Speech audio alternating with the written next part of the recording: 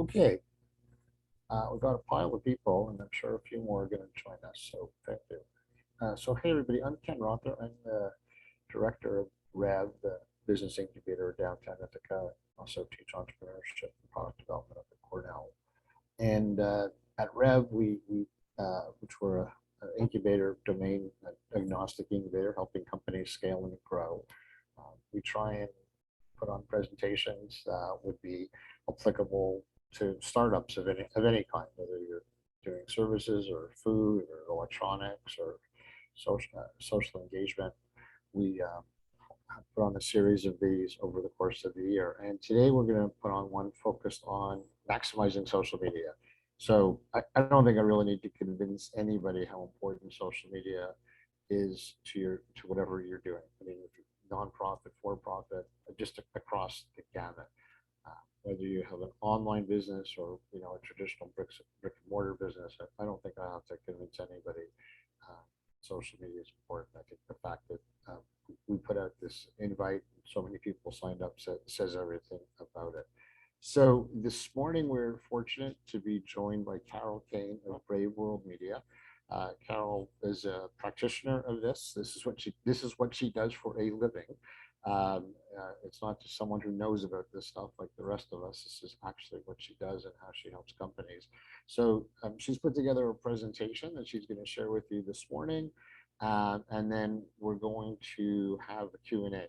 So feel free to drop questions in the Q&A as we go. But Carol will get to all of the questions at the end. She has quite a lot of material to cover, and there's a good chance that a question you're asking is something she's going to get to. So instead of sort of jumping around a little bit, Carol's going to do her whole presentation, then get to all of your questions after, and we've left lots of time for Q&A.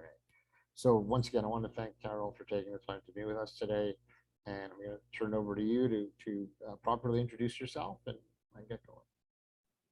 Thank you so much. Good morning, everyone. Thank you for joining. I hope to make this a pleasant Friday morning. So yeah, I'm gonna just start off my presentation right away. I have a lot of stuff that I want to get through. Let's see. There you go. So obviously, when I was putting together this presentation, I wanted to take into account the trends that are happening right now, consumer sort of mindset, which has changed dramatically, especially since the pandemic, and just basic level information as well, to try to kind of cover everything and hopefully meet you where you are. And like it was introduced, I have been doing this for quite a while. I call myself a storyteller just because when I started really diving into social media, that was kind of like the mindset of how I approached it. And it was a long journey to get to the point where I have my agency now. I graduated with a degree in communications and worked for a lot of major nonprofits in New York City, doing a lot of media work. I'm fluent in Spanish, so I also worked a lot with community, a lot of community engagement and media in the Spanish language area. A lot of event planning as well. Eventually ended up leaving and thought I was gonna just be a stay-at-home mom, but ended up becoming a travel writer and blogger, which took me around the world. And that was really an interesting experience because I went from working with media to being media myself. And so I ended up learning both sides of the business. And then that led to eventually me starting my own agency. These are a lot of the different brands that I've worked with. And they're obviously global brands and a lot of tourism people, obviously because of my travel work. And so in that experience, I also got to learn a lot of the ins and outs of, learn a lot of mistakes that brands make and a lot of things that people kind of need to learn along the way. And that's sort of what I'm bringing to the table in hopes that it will help you in your business. So one of the first things that I want to start with, even though social media definitely is very important and it's something that you should definitely incorporate in your business plan and in everything that you do, My philosophy is that you don't social just to social. Starting a social media brand is like anything. To me, it requires the same level of attention and seriousness and commitment as you would in thinking about your logo, or in thinking about your website, or in thinking about any other marketing material that you might want to put out there. It really requires a lot of thoughtfulness and a lot of planning. And if you're not familiar with how to get started, participating in things like this, where you're kind of learning a lot of what you need to kind of have in place before you can launch that. So one of the things that I also kind of come across with a lot of brands and a lot of people who are interested in social media is the focus on whether, the followers or the engagement, right? Like, what's more important? Are the followers more important, or is the rate of engagement more important? And so for a lot of brands right off the bat, they're very committed, they're very excited about the followers. If they see their Instagram or their Twitter or whatever platform they're using, and they end up getting a lot of followers, that gets them very excited. And for me, yeah, it is part of the process, and it is a sign of progress and growth. But I'm going to explain the difference between the two so that you can understand why I personally put more weight over one over the other. So, a follower count, obviously, like I said, is having a lot of followers. And when you have a lot of followers, that means it's like kind of coming here and me, talking to you. And obviously the number of participants is super exciting, the more it grows. And it's just more people that are listening to my message. So to me, the value at the end of this, though, is not just how many people participated in the session and listened to me, but how many of those people, how many of you will find, this information, will find that what I have to say is useful to you, it engages you with me, and it's relevant to the work that you're doing. So it's not enough for me that I have this many participants present right now. What's important to me is that the number of participants that will walk away feeling impacted in a meaningful, useful way at the end.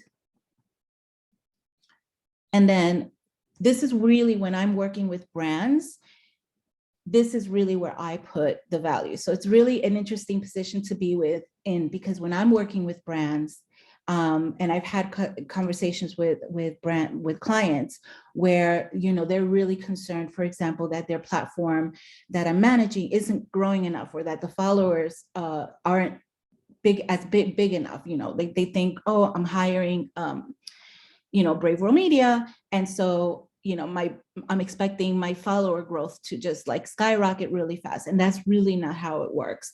But for me, it's not so much the amount of followers, it's the engagement that I have with those followers. So even if I have, 100 people following the brand, or even 50 people following the brand, if you're just starting out, if when I post something, there's 47, 45, or even 50 people, 100% or 40%, 50%, the percentage of engagement that I'm getting when I post lets me know that there are that many people that are truly significantly and authentically engaged with the brand. So if you're starting out, or if you already have a social media account, I wouldn't say to put too much pressure on the brand itself or on the follower count, but really pay attention to how people are engaging, how many people are engaging, how many people are liking, commenting, sharing. That's really where you kind of want to put your focus, and where you really want to focus your efforts. So one of the ways to really increase engagement is to follow these rules. I see a lot of brands, a lot of small businesses, when they come on right away, they are posting every time that they have a new product, or if they're having a sale, or what their hours are. And all of that information is definitely useful. People are coming to your to your platform, to your page, to get that information. They want to know when you're open, if you have a sale, if something special is going on, anything new that they should find out about your business. All of that stuff is really important, but it can't be the only reason you're there. And that's the one thing that I will say, a lot of businesses kind of falter in, where they see this social media as in the same way that they would a flyer where they're marketing something, or a billboard where they're promoting something. While the platforms are useful as promotional tools, they shouldn't exclusively be used as promotional tools.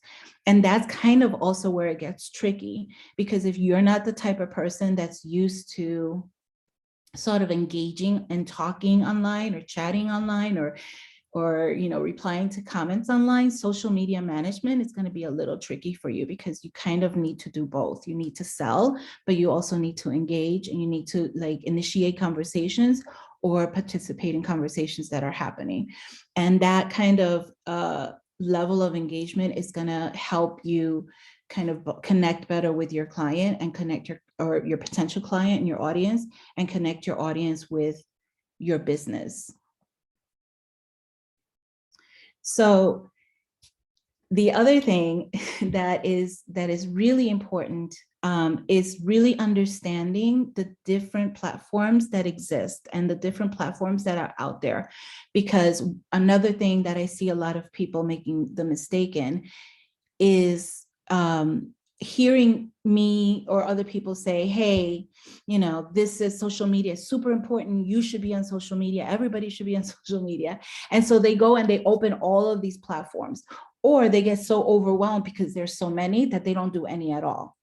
But it's really important that you understand what each platform is and how it works. So that even if you are on what I consider the three major platforms are Twitter, Facebook, Twitter, and Instagram, even if you are on those three major platforms, that you also understand how these platforms work, and the response that you might get based on the message that you're putting there. So I'm going to break down these the platforms for you a little bit, so you can understand what they are. So these are the top social media platforms, and I put these in pretty much. I'm looking at it now. Yeah, and I would say this is like in order of impact, or in order of the level of audience that the platforms have. So let's start with Facebook, because everybody knows Facebook. This is where most of the brands that I engage with, and most of the people that I work with, and most of the companies that I even follow, this is where they are. They might not be anywhere else, but they're definitely on Facebook. So understand Facebook, get to know Facebook. Facebook, yes, has a huge audience, but it's also, it's also important to look at the demographic, right? Facebook is mostly a platform where there's an older generation, an older demographic is on Facebook.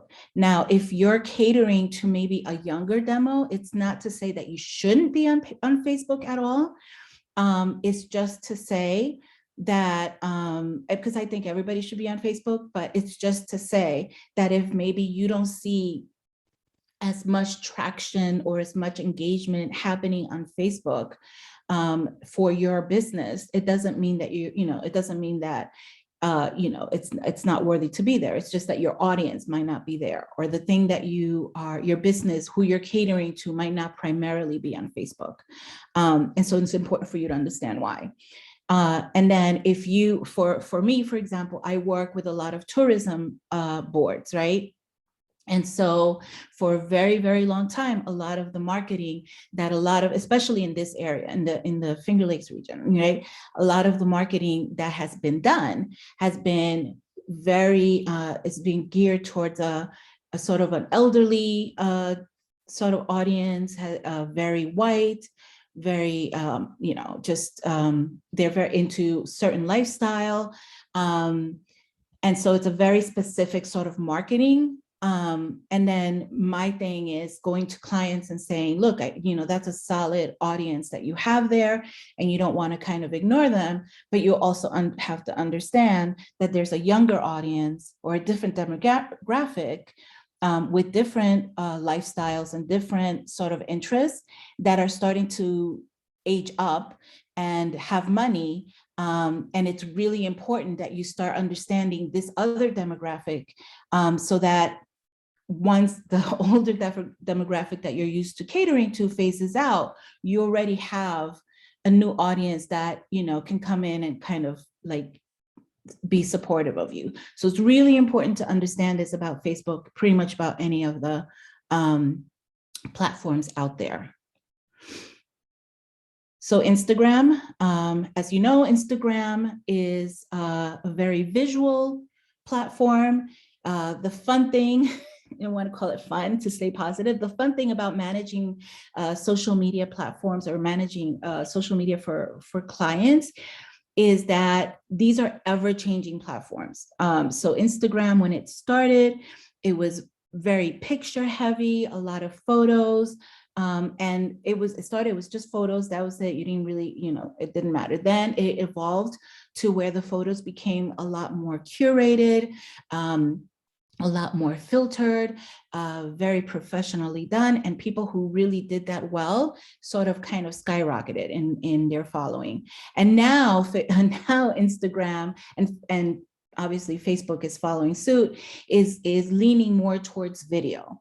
So they're really pushing the video content, but the video can't just be any video, right? It has to be really nicely done, and it has to have like a storyline. And so there's some thought that has to be put into that aspect of the content as well.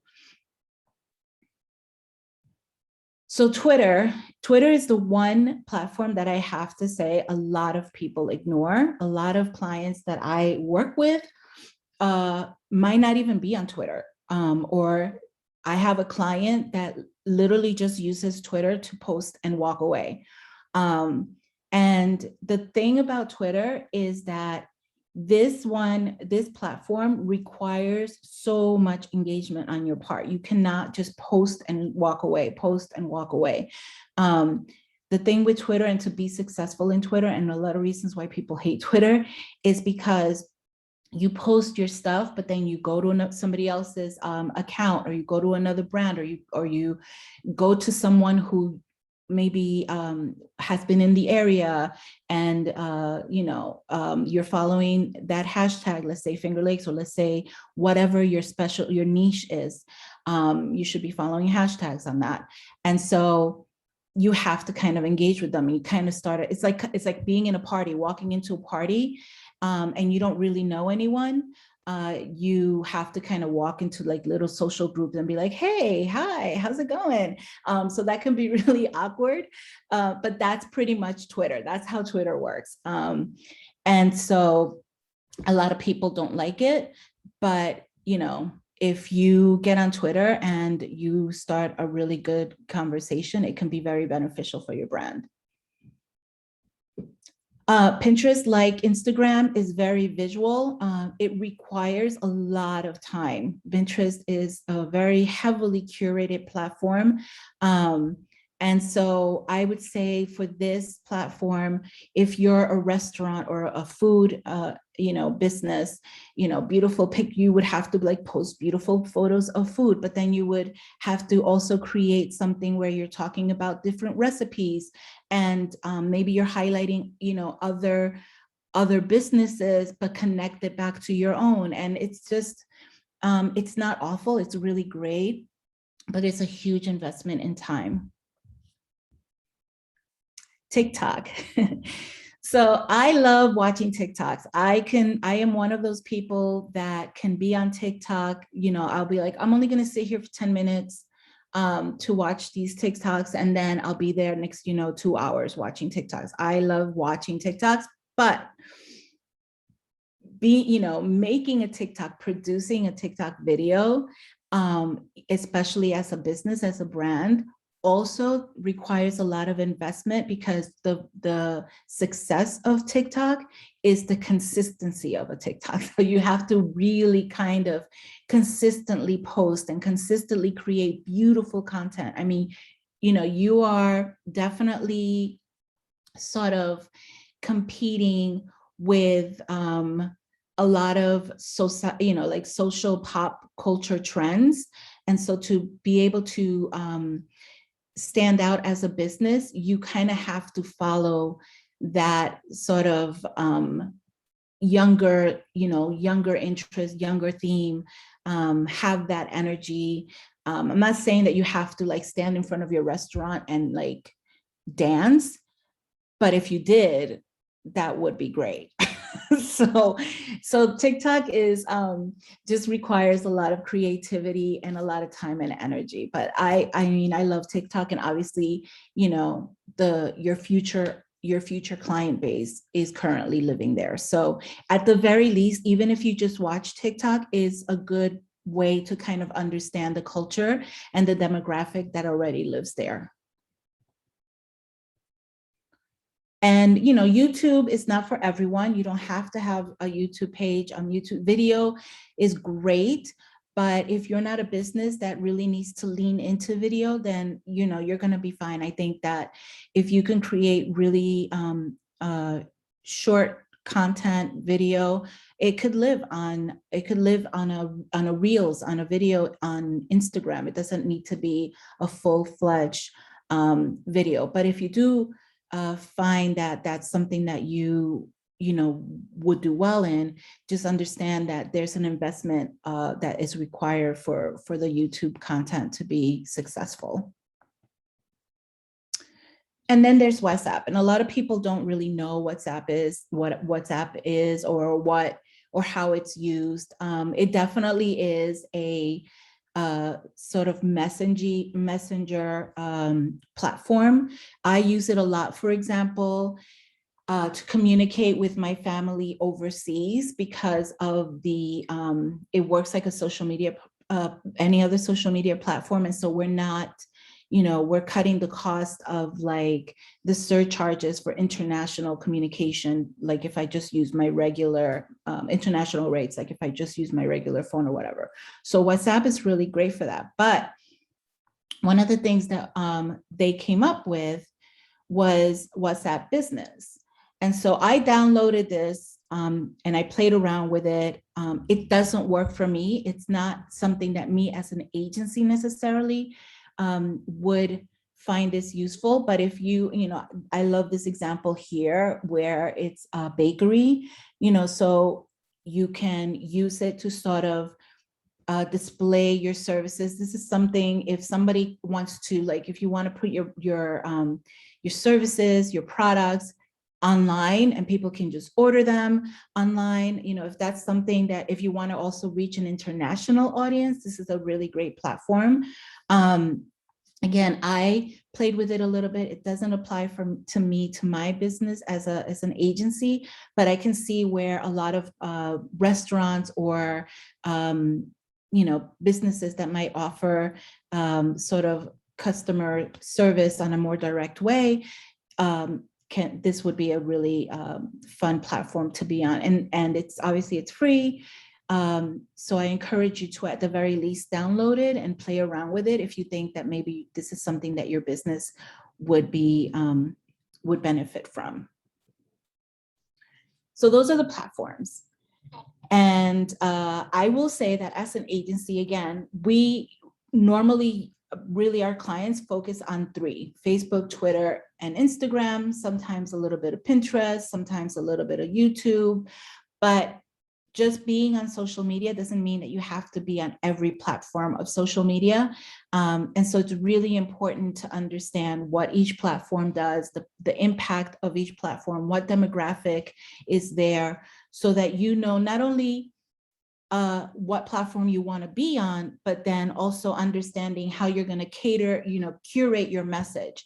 So my message, to give you an example, is if I have a client that has Facebook, my message is putting together a post, like I'm putting it together for my mom.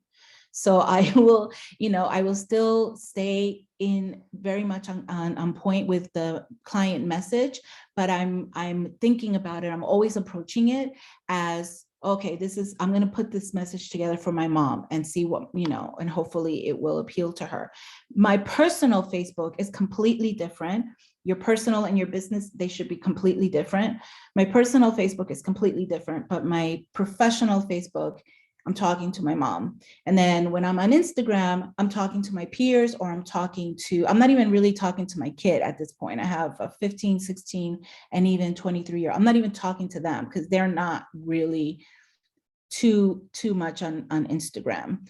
And then, yeah, my kids don't ever see me on TikTok because I don't have time for TikTok, but just so that you know. So now, after the platforms, it's also really good for you to understand the analytics. And the analytics are basically just the metrics that help you kind of see how you're performing, how the message that you're putting out there, how it's being received. As an agency, I pay for a little advanced software that digs a little bit deeper than the basic level analytics that you get with every platform that is free. So, you don't have to invest on all of these heavy duty platforms or services that like I do, but it's important for you to know what the analytics are for your brand and for your messaging. And so when you're looking at the analytics, these are kind of like the three main things that you want to look at. So impressions, I like to talk about impressions like the way that, let's say you see a billboard on your way to work or on your way to, wherever, like on your way to work or on your way home, there's a billboard that you pass every day. And so you go in the morning, you pass that billboard, you see it, that's an impression. You're coming back, you see the billboard, that's another impression. So the impressions is just the amount of times that message is getting seen, even if it's by the same person. And then the reach is really that. It's the number of people that your message actually got to or was able to, that they really received it in their visuals or in their inbox, or if it's a Facebook post, it came up on their, timeline. And then unique visitor, this is where this is my magic number. This is what I love. This is where I celebrate if the number is high, because that's literally the number of individuals that saw your content, that saw your campaign. And so, for example, when I put together reports at the end of the month for my clients, I do an analytics report to sort of show them how all of the work has performed and how many people, kind of saw it. The impressions will always be this huge number, and they love it. They're like, oh my gosh, look at this. It's thousands and hundreds of thousands of people saw this thing. But I really love sharing with them the unique, even if it's like 20,000, right? So like the impressions could be 100,000 and then the unique will be 20,000. But to me, that means 20,000 individual people saw that message or campaign. And for me as a marketer, that's where the value lies. So it's important for you to understand that. So every platform that you have has a free sort of analytics page that you can access. If you're a small business, unless you're a marketer as well, but if you're a small business and you just kind of want to get a sense of what's happening with your brand and who's, how people are connecting with it, this is all you need, right? You just need to see, okay, how many page views, how many people engaged, how many people clicked on my website, and so on. So this is kind of like what Facebook gives you. It's available to you for free. You can just go onto your Facebook. If you have a business page, which again, I would not use my personal Facebook page to promote my business. So if you have a business page, you have access to this information. This is what Twitter looks like. This is my Girl Gone Travel Twitter. So I took a screen grab at the analytics, and you can see there number of impressions, visitors, how many followers.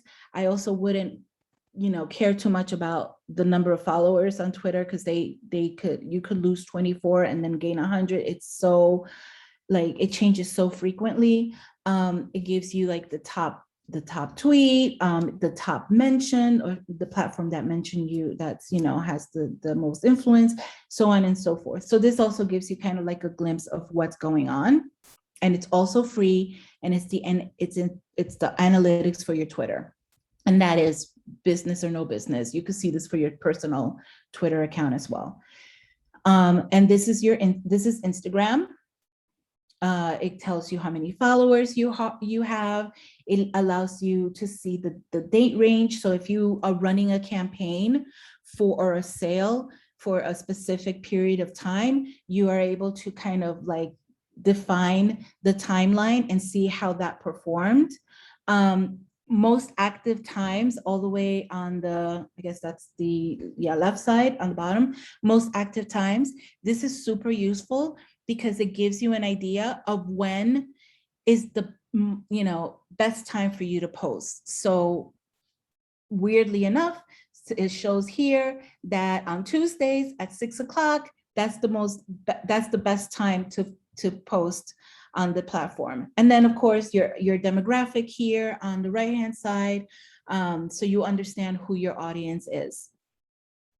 And all of these analytics are free, so that if you're not working with an agency or anybody who's managing your social media on a more serious basis, you can monitor this yourself and kind of get a sense of how your message is being received. And so the impact of social, if you're wondering, well, do I really want to do this? I don't know.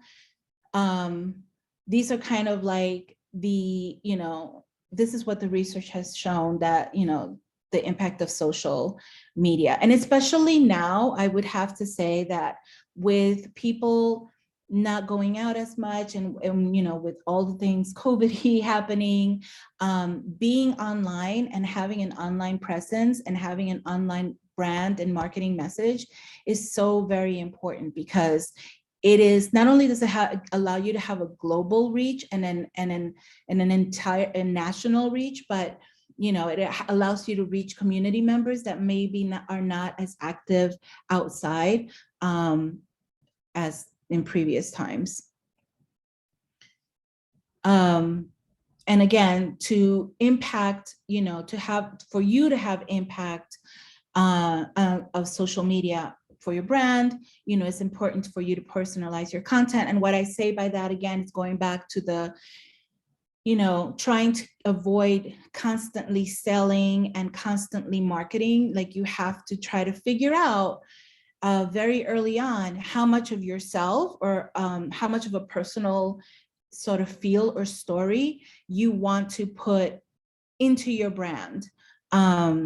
Because people really want to see the human side of things, especially now. Consumer trends indicate that people are not that interested in brands that are specific, exclusively and only, marketing, or sort of like that impersonal sort of presentation. People want to know, because people are trying to make the trend now is that consumers really want to know who they're investing their money on, who they're committing to, and in order to do that, you have to make a little bit of personal investment into your message and humanize your brand a little bit, and even kind of letting people know to a certain extent, what your values are, where you stand. For example, a lot of consumer concerns right now, and what people are looking at for in brands, are sustainability. They want to know if the brand that they're investing in is has sustainable goals, or has eco-friendly values, for example. So those are kind of things that you you kind of need to be able to express or communicate in a way that's authentic in your brand. I think it's really interesting to see how consumers have changed. They're really interested in knowing what the value of the business is.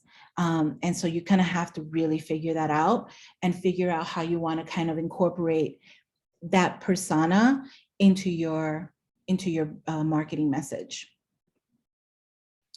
So the other thing that takes a lot of time is strategy. And this is the part where I think, you know, people sort of also falter, because strategizing takes so much time. And this idea that, oh, you know, it's so easy to do and it's so quick, social media is nothing, just put out a tweet. That's not how it works. There's a lot of time that, you know, you need to commit to strategize and figure out how you're going to lay out your plan, like you would any other marketing sort of initiative.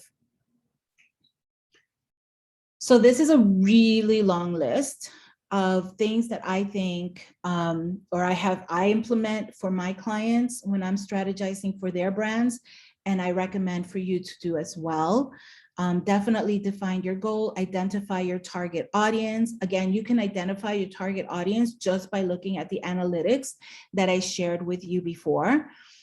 Research and listen to your competition. So for example, even though I spend hours and hours on TikTok, I'm also in a way kind of researching what the next generation of consumer is like, what their values are, how they think, what interests them.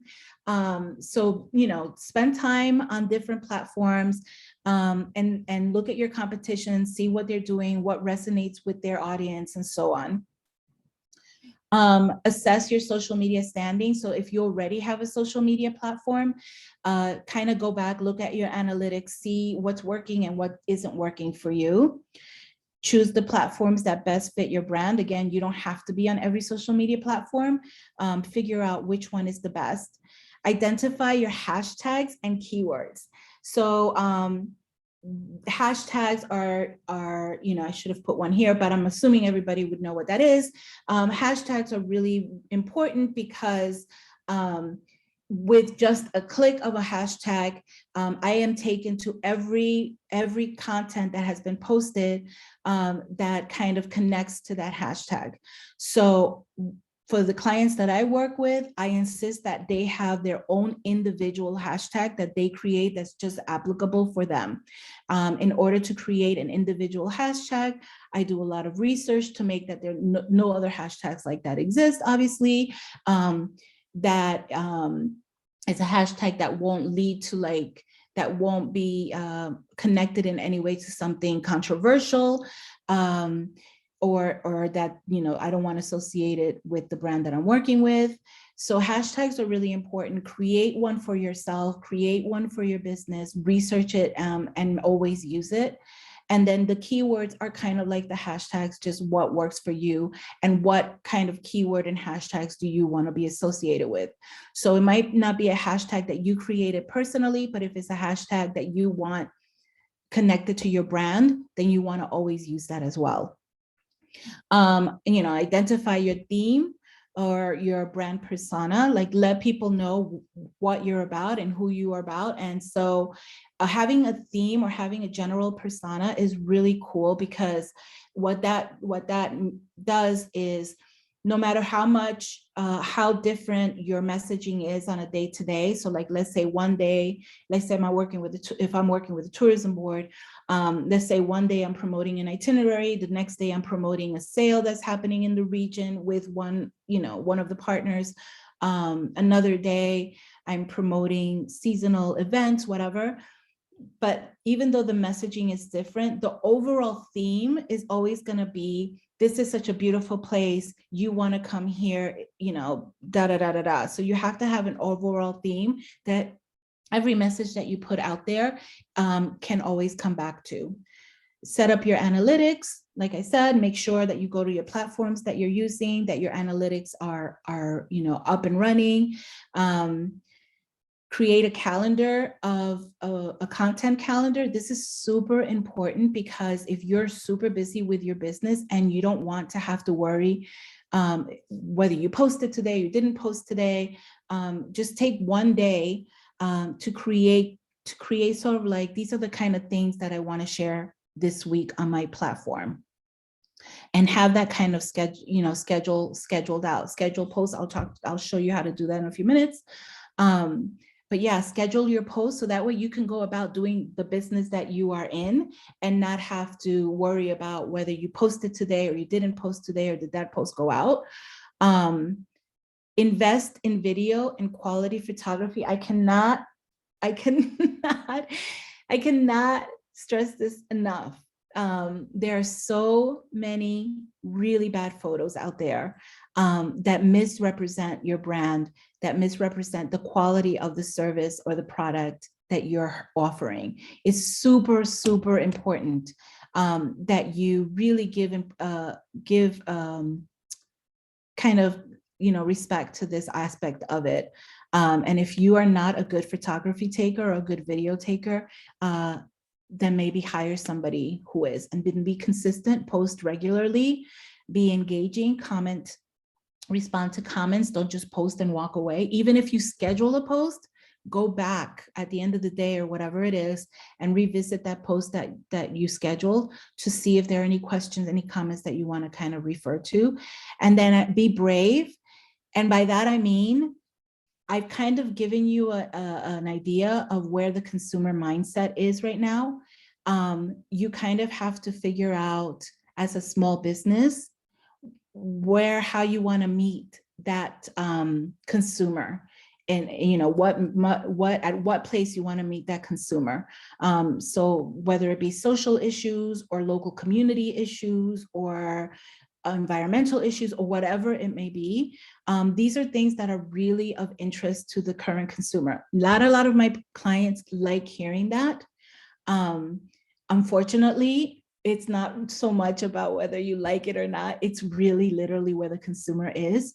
And so you have to kind of think about, where is the consumer? Where am I willing to meet them? What am I willing to put out there as a brand? The other really important thing that I didn't put here is to remember that your social media brand, your marketing brand for your business is not you. It's not about you. It's not for you. It's for your consumer. It's for your audience. It's for your client. So you can't curate a social media brand based on your feelings or your interest or your moral compass, or you have to kind of, again, really listen to your competition, listen to your audience, to the consumer market, see where the consumer market is at, and sort of curate a brand that is best going to attract that consumer market.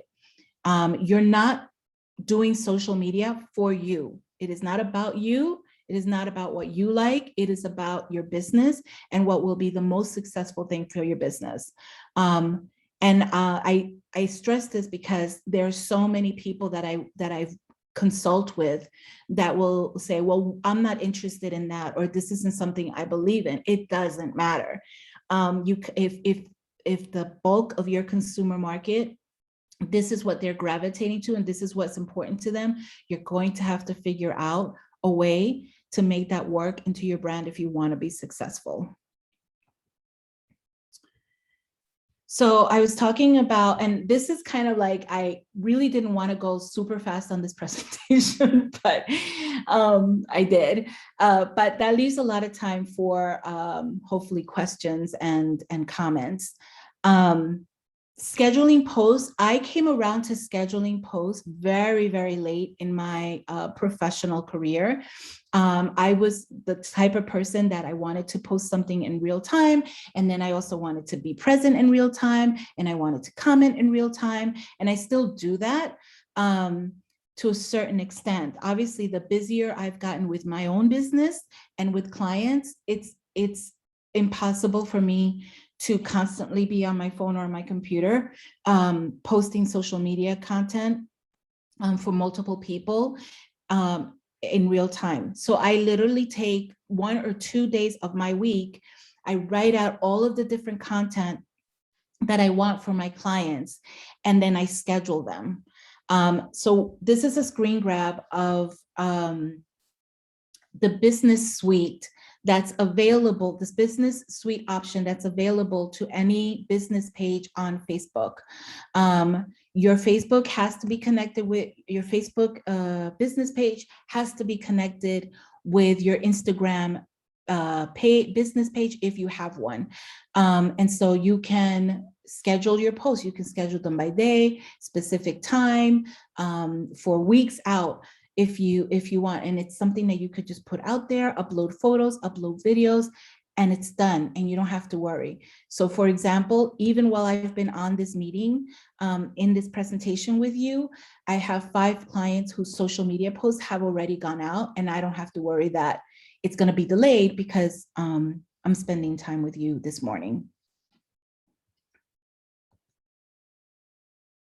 This is TweetDeck.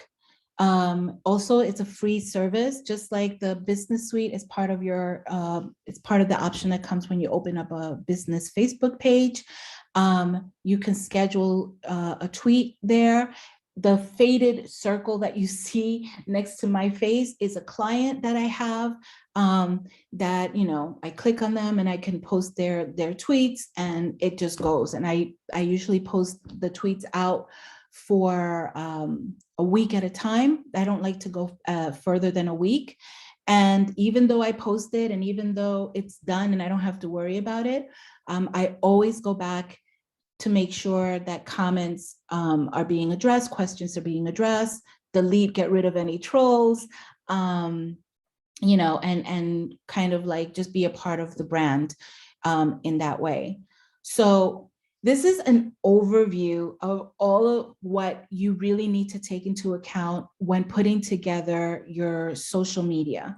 Again, the main points that I really hope that you walk away with are really thinking carefully about what your brand is, who you are, in your persona, your online persona.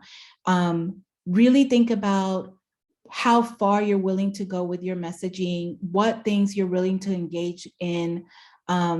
Always be authentic, always be, you know, don't take any steps that you're not willing to follow up on. I really want you to think about really understanding that your social media platform is not you, it's not about you, it's not for you, it is for your consumer base. So really kind of understanding what that's about and what that means and what you would need to do that. And then, yeah, if you're really busy and feeling overwhelmed, understand that you don't have to be on every social media platform. Understand that you can schedule your posts ahead of time so that it's not something that consumes your days. And understand that you have access to free analytics so that you can go back and sort of assess how the content that you are putting out there is performing. And if you notice that it's not performing well and it's not being received well, it's fine to sort of pivot and readjust and change it up. So those are the general things that I have to share with you, but I'm happy to answer any and every question you have from this point on. Wonderful. Thank you, Carol. Yeah, you're welcome. We have some questions that have come in from the audience. So I will start here and you can feel free to stop me if this is something that you did actually already answer a little bit later on and I may have missed it. So the first question we have is from Mohammed. He noticed that you didn't include LinkedIn in your top social media platforms. Do you have any opinions on setting up an account there as an individual versus a company? So so LinkedIn is, you know, a primarily sort of a platform where you go to sort of present yourself professionally. I have a LinkedIn page for my agency. I have a LinkedIn page for myself as an individual. Yes, but understand that LinkedIn is business to business communication. You're not necessarily communicating or connecting with a consumer audience. Sure, so for me as an agency, for example, even though I know I'm doing business to business, it's important for me as an agency to be on LinkedIn because there are other businesses that hire my agency. So that's why it's important for other businesses to kind of see what I'm doing. But if you are the kind of business where it's more consumer based, you can have a LinkedIn page. There's nothing wrong with that. I don't know if like you're a restaurant and your target audience is a more culinary audience, then it might not be as necessary for you to be there. Great. And similar question from Lee. Can you share some information about using LinkedIn for your business and what pros and cons are? Yeah. So again, my business is a agency, a marketing agency, and I use it to sort of let people know that what we're doing, what our thoughts are on certain industry topics. I share a lot of industry content there. Any features that I might be on, any speaking engagements that I might be on, sort of promoting my business and promoting myself on a professional level. So the pros to that is that I do get a lot of businesses sort of reaching out to me and sort of paying attention to what my agency is doing. And my hope is always that those businesses will want to hire our agency for services. The cons are that you're constantly getting sort of spammed and, a lot of people who are kind of selling you things.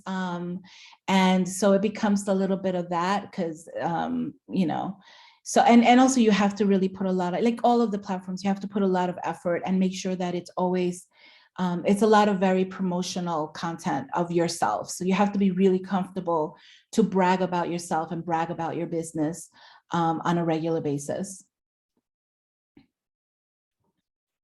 And a question from Susanna. What programs do you use for analytics? So I use, the biggest one that I use is Iconosquare. And so Iconosquare gives me the ability to see all of the data behind things like the platforms that I mentioned, including LinkedIn. So Instagram, Facebook, Twitter. I don't like it so much for Twitter, but Twitter's there, and LinkedIn. So I'm able to go back years even to look at the metrics for any brand that I'm working with. And I'm really able to do a deep dive into the history of the analytics for the brand. I also use, I forget what the name of it, but it's brand.com or something like that. It's called Brand. And basically it is a hashtag. It allows me to sort of monitor how the hashtag for any brand that I'm working with is performing, how many people are using it for their content shares, if there are any negative tweets or Instagrams or anything associated with the brand hashtag. And just, basically it gives me a sense of what conversations people are having outside around the brand that I might have not seen because they didn't tag us in any way. So knowing and seeing how people are using the hashtag sort of lets me see what the popularity and what the feel around the brand or the brand topic is. That's great. And the next question here we have from Jane. What's the difference between reach and a unique visitor? So the reach is, how would I say? So the unique visitor is just the individual that saw your post. That's it. Like you opened my website, you looked at it, perfect. And then the reach is sort of assessing what happened after I saw it.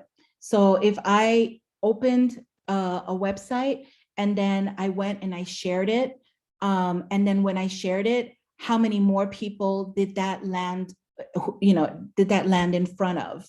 How many people literally did it reach? So one thing is measuring just the one, sort of point of contact. And then the other thing is measuring, how that sort of, kind of spread out.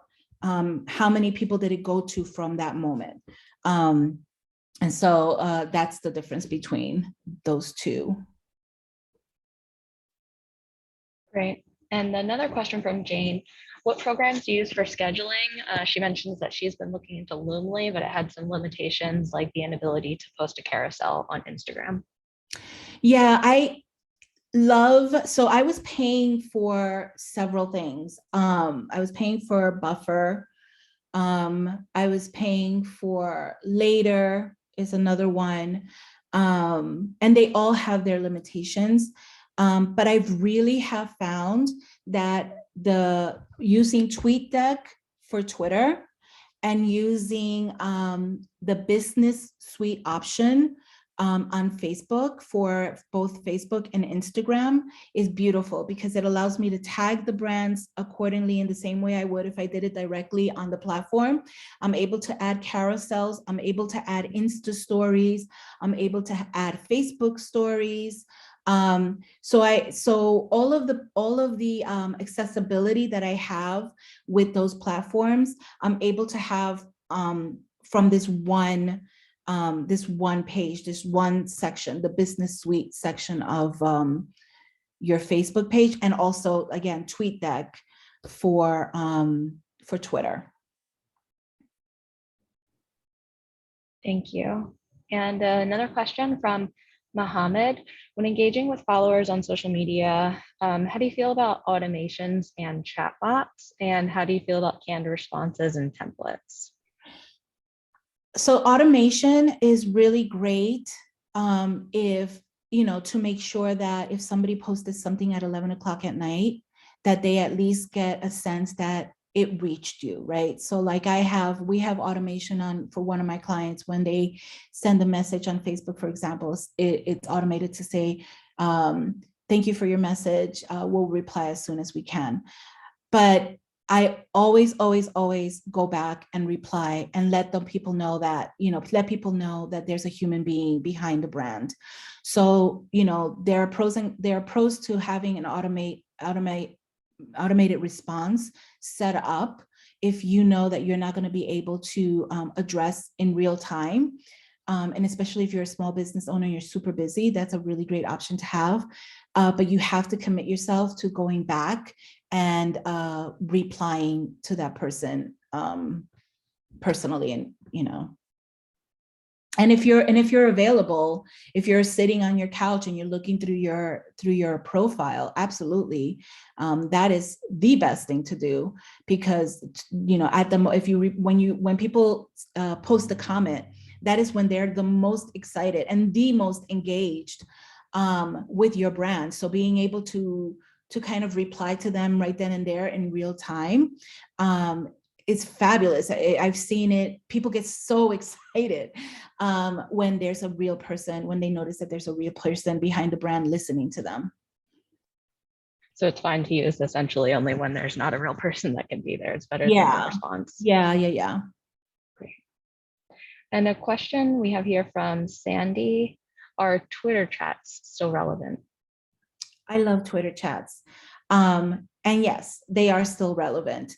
And I love them so much because it is such a way to do what, in one sitting, what maybe you can't do on a regular basis, which is have a conversation with your consumer audience. When I do Twitter chats, I have a system. I know what my let's say it's pre-scheduled questions, right? Questions. I will go on to buffer.com and you can post up to 10 questions. I think you can pre-schedule up to 10 tweets for free.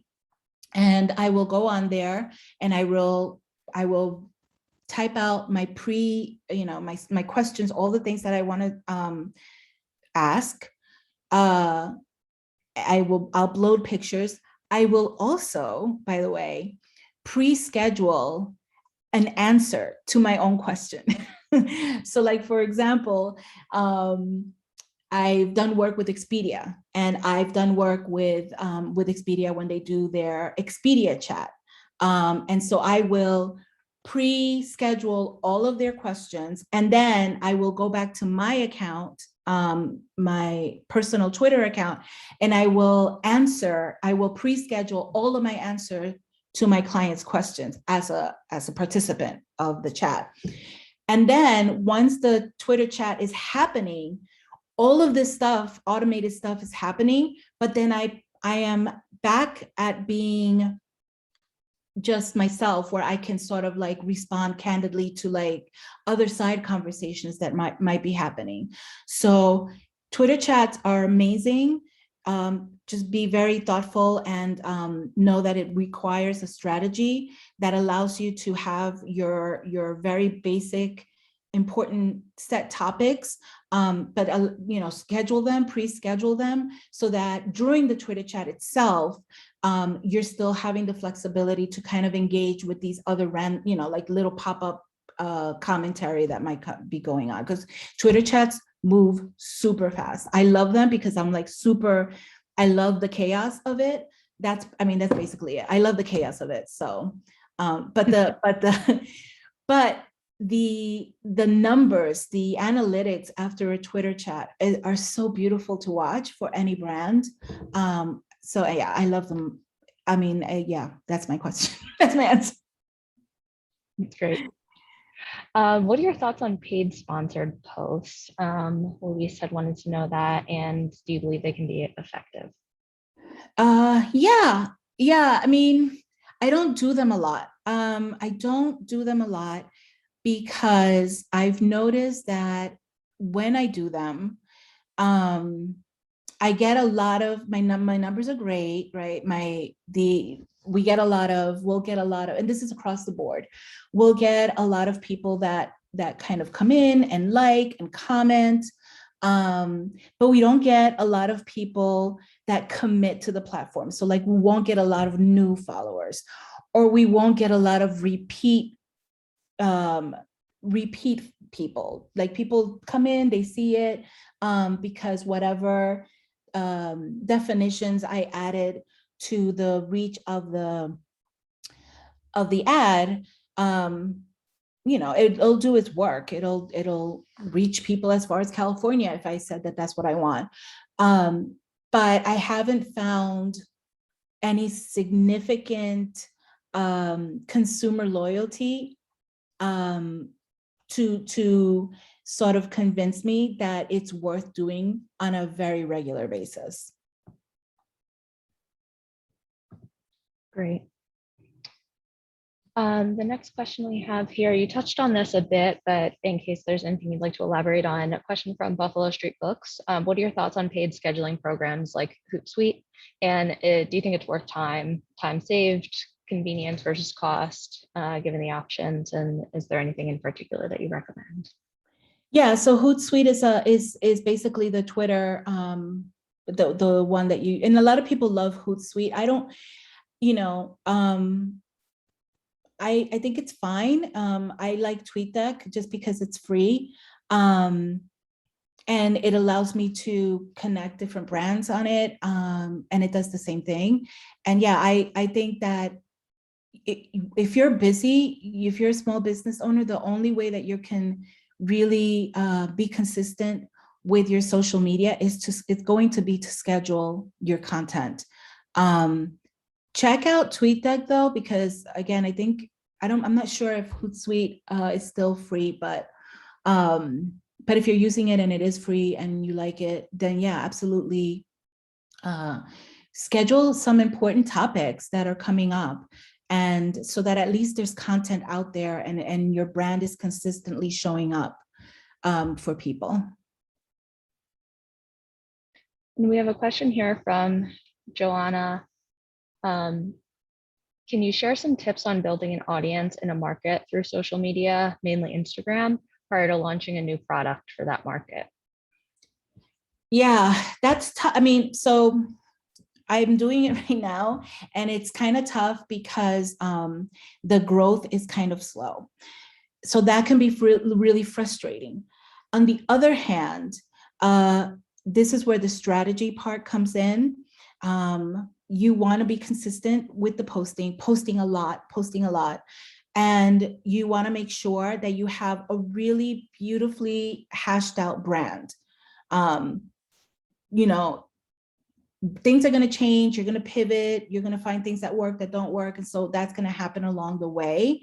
But at least with the launch, make sure that you have a really solid calendar, content calendar, so you know that you're going to show up every day on that platform. Make sure that the content is immediately clear on who you are, what you're about, how people can find you, and then try to be as creative, because especially with Instagram, like I said, it's such a visual platform. Make sure that your pictures are high res. Make sure that if you're putting video, that they're well done.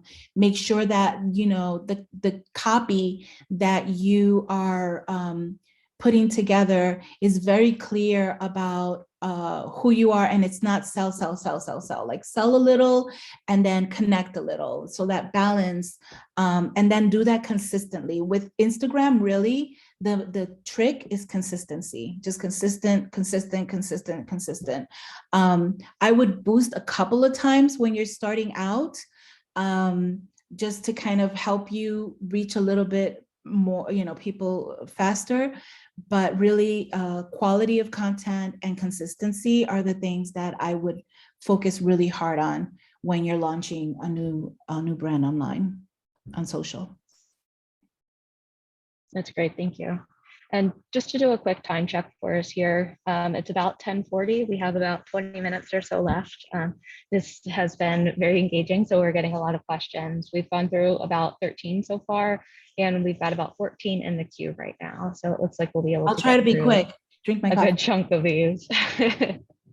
How about private messaging? This is another question from Mohammed. How do you feel about private messaging and text to engage with customers? Do you feel these human interactions are more meaningful than responding to comments and questions publicly? I would only private message in two situations. One, if somebody obviously private messaged me, of course, private message them. And two, if there is some sort of conflict. But even when there's some sort of conflict, I would still leave a comment publicly. So like if somebody has a complaint, has something to say, you leave a public comment. Hi, so-and-so, thank you for your comment. I'm sorry to hear that. Please check your DM or whatever. We'd like to talk to you. We'd like to connect with you further. And then take that conversation privately. Those are the two situations in which I see private messaging working perfectly. Great. Question from Stephanie. Is there a magic number of how many times you should post in a week on each platform? So I would say there isn't really a magic number. You don't want to go overboard. I have a client who on Facebook posts every day. Love it. Their audience, I feel like their audience wakes up just like, oh my gosh, what are they saying today? But in other platforms, nobody seems to care. Facebook is really great for every day. Instagram is really great for like maybe every other day. And then Twitter is really great if you can, I usually post once or twice a day for clients on Twitter. But if you can sit there and just have a whole conversation for 30 minutes on Twitter, that's going to be your sweet spot. Again, why a lot of people don't love Twitter. But yeah, Facebook every day, Instagram every other day, and change it up, right? Sometimes you're selling something, sometimes you're promoting something, sometimes you're just being, you're just having a social commentary. I don't know. But definitely always stay on brand, but not always selling and not always like marketing. Another question from Stephanie. If you're on a platform and you're trying to evaluate if it's the right platform for your business, how do you evaluate that? And then also, is it okay to just delete an account if you find that it's not successful? Yeah, you can definitely delete an account and your analytics will tell you if people are responding to your content on there. You could try 2 or 3 new accounts at the same time, and you can lean on the one that you like the most. Now, the thing is that I will say is you kind of have to be okay with maybe a platform not performing as well, because the truth is you want to have a presence in as many places as possible. So again, I have clients that perform really well on one platform, but not so great on the other. But I keep posting in the platform that they're not performing as great, only because if I have a consumer who prefers, let's say, Twitter, they're going to look for me on Twitter first. And my goal is to be as visible as possible. So they might go to Twitter, they might not find, what they really want on Twitter, but then they'll maybe go to another platform. The point is, this is where you're kind of like, and I say this speaking from a personal place, your ego has to get checked. You got to be like, I suck at Twitter, but I know I have to be on Twitter. So I'm just going to post on Twitter. I hate Twitter, whatever. I come to life on Instagram. But the point that's my personal ego that I can't let get in the way of the main goal, which is to make sure that I am where the consumer finds me. I am where the consumer is at. Great. And I'm just, this has been such a very popular topic. And I want to take a second to ask the attendees right now if for other future webinars that Rev holds, if there are any other social media related topics or any topics in general that you'd be particularly interested in seeing for the future. So I've went ahead and opened up chat. You can feel free to drop any suggestions or requests in there, and we'll make sure that we take a note of that. And I'll put this question in chat as well. Okay, so I'm going to jump down to a similar related question going back to analytics. There was a question from Kitty. Kitty mentioned that there are tons of analytics out there. How do you use them to measure your success effectively? And maybe could you give 1 or 2 examples? Yeah, I mean, there are tons, and they're very expensive, and you have to be super careful about investing your money and how you invest your money. I really rely, I love using Iconosquare. It's pricey, it's expensive, but I'm doing it as an agency. And there's a lot more sort of deep diving that I need to do for my clients. You as a small business don't necessarily have to do that. Just go back here. I'll take you back here. Really just go back to the basics that are being offered to you on your social media platforms. I mean, you get so much out of this. You're getting the growth. This is Instagram. You're seeing the dips and ups and of your growth. You see when is the best time. You're seeing how many accounts you reached, how many people engaged. Again, with Twitter, you're seeing so much of the information already there, and the same with Facebook. You're seeing all of this information. So if you're an agency or you do marketing or whatever, okay, you're going to have to invest money into a software. Again, I use Iconosquare. That's the one, excuse me, that for years has been great for me and has given my clients everything that they need. But if you're a small business, these basic free platforms, analytics are going to be fine.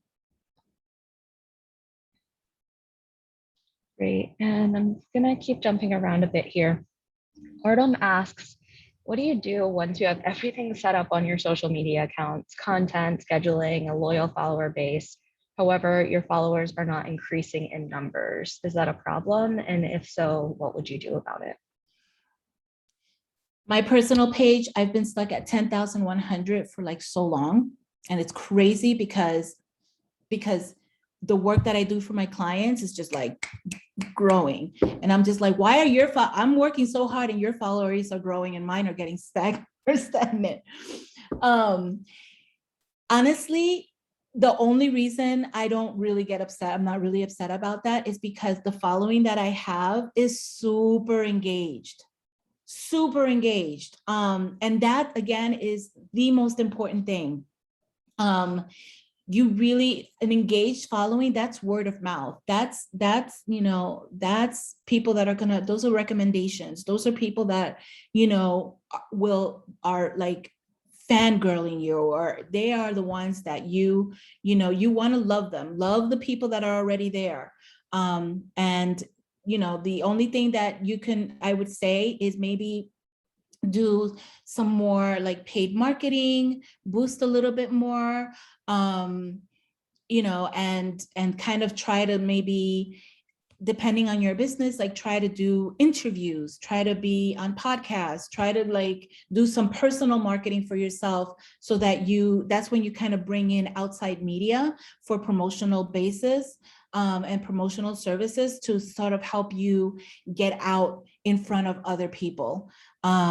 That's kind of like the approach that I would take. If we're stagnant on social, then I start using more traditional media methods to get my word out about my business or about myself. Great. And there's a question from Franklin. I'm going to try to interpret this a little bit. Also, he asked, what if a business has multiple lines of expertise, or perhaps it sounds like multiple different audiences? How do you tweet while still being focused? For example, a doctor who tweets about patient care and also is interested in tweeting about investing for doctors. So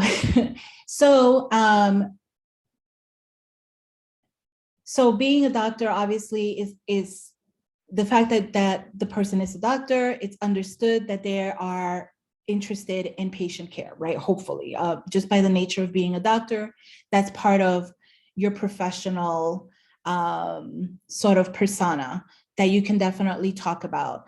But you can definitely create, you can definitely be the doctor who is, financially savvy, or, has this other sort of expertise. So I'll give you an example. I am known online as somebody who has tourism experience, travel experience. And so obviously I get a lot of questions about travel and itineraries and guides and so on and so on and so forth. But I'm also somebody who's very committed to, I work as a volunteer for Spanish speaking, refugees coming into the country, so seeking asylum.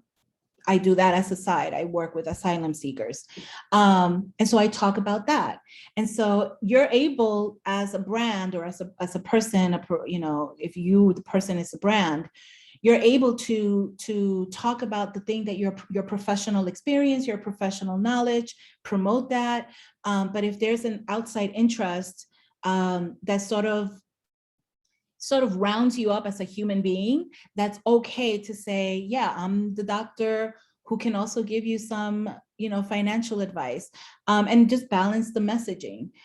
You can still be seen as, that person will still be seen as a doctor, but they'll be like, oh, but this doctor is not only knowledgeable in this, they can also help me in this area.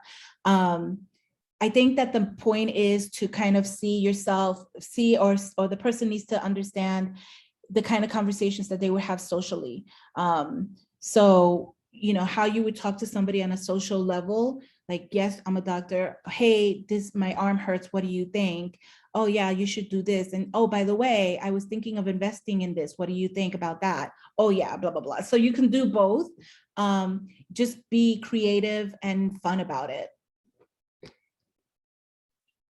It's not weird is what I'm saying. It's not weird.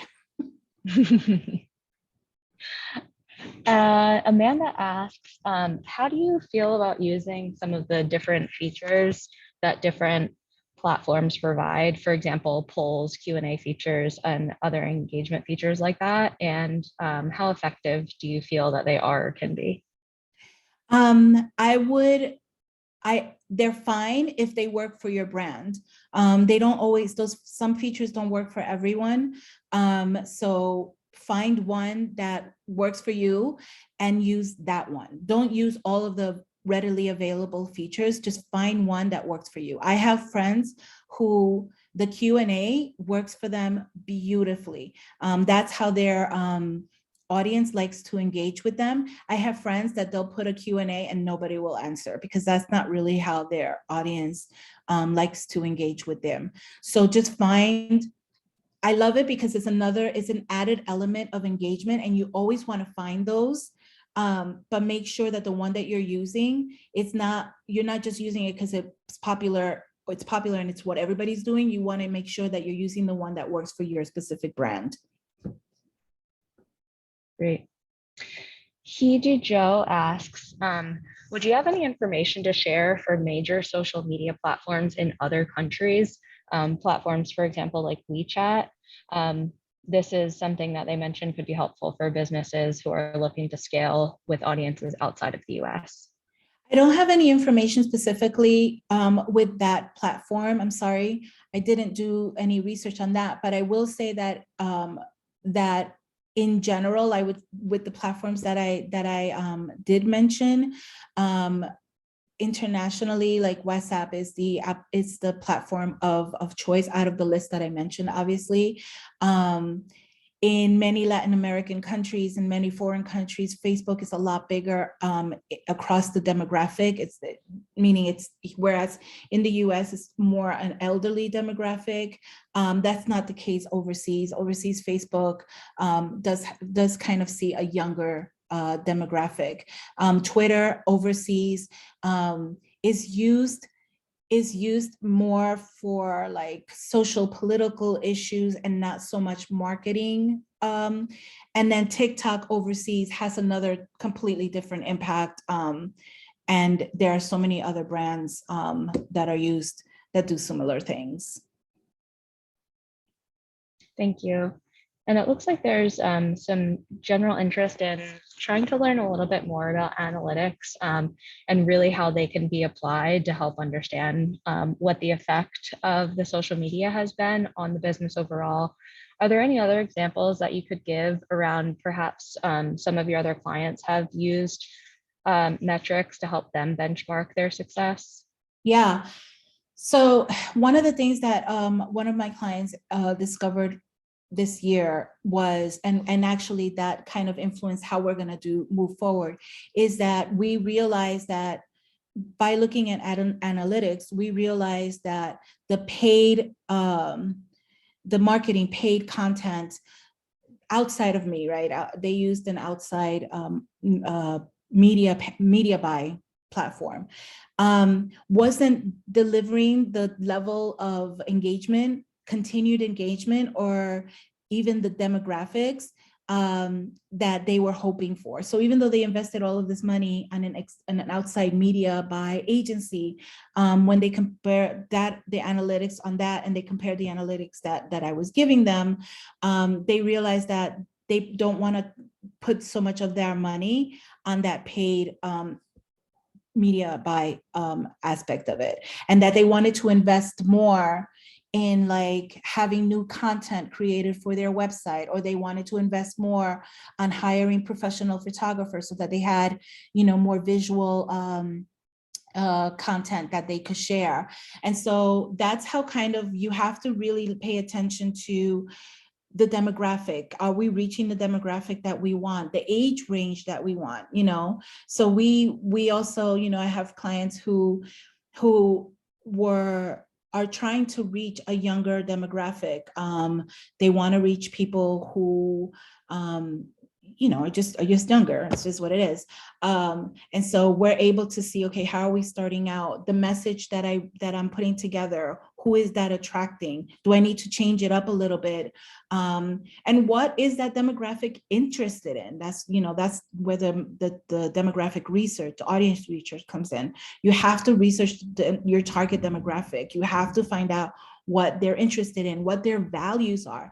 And that, I will say, is one of the hardest things, because a lot of the brands that I work with are led and headed by a much older demographic. And so when I say, people want to walk the streets and they want to see a pride flag, people want to walk the street and they want to make sure that that the environment is LGBTQ friendly. And and I'll have the client say, well, flying a pride flag is not comfortable for our community. You kind of have to figure out, well, who are we catering to, and what are you willing to do? But if that's if your desired demographic, for example, if that's something that is important to them, then you're going to have to figure out a way to curate your messaging and your marketing around these interests. This is the part where you have to kind of remind yourself that it's not for you, it's for your consumer. But yeah, paying attention to your target demographic, doing your research on your target demographic, and just putting stuff out and seeing how people reply to it. It's constant search and constant analyzing and changing and shifting. I think we have time for about one more question, and then we'll just do a couple of wrap-ups and reminders. This, I think, ties into some of what you were mentioning with constant content and search and really seeing what the effect is. Jane has a question for when a brand's already established and it's already got a pretty large base, but it's dropping in engagement. Any tips? Yeah, it could be that it's time to sort of rebrand or reshift the messaging. I've walked into a situation where the client has had a long history and yeah, their engagement started falling. And so when I came in, we just started really paying attention to a demographic that wasn't even being marketed to. And so we started reshifting our messaging and the way we presented the brand. And that really appealed to a new demographic that is more excited and far more interested than whom they were catering to. So it might be time to sort of look at the demographic that's already in place and paying attention to the potential of the demographic that we want to focus on in the future.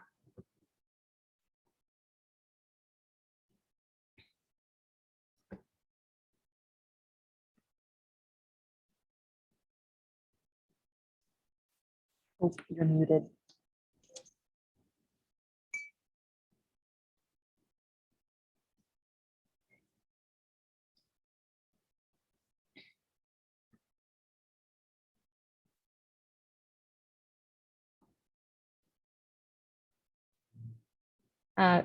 Okay, great.